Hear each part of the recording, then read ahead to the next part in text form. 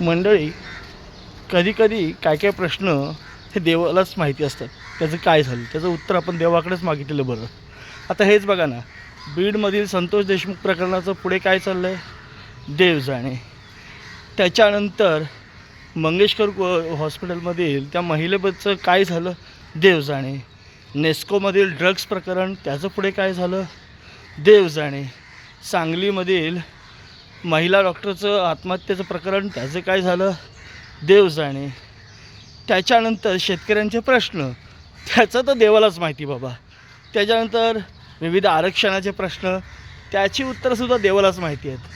अहो एवढंच काय, आपला 17 ते 18 वर्ष चाललेला मुंबई गोवा महामार्ग कधी पूर्ण होणार याचं उत्तरसुद्धा आपण देवालाच विचारलं पाहिजे, दुसरं कोणाला विचारणार.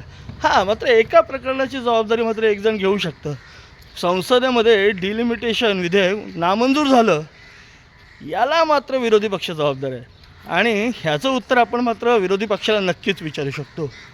कळलं का? विरोधी पक्षाला प्रश्न विचारा.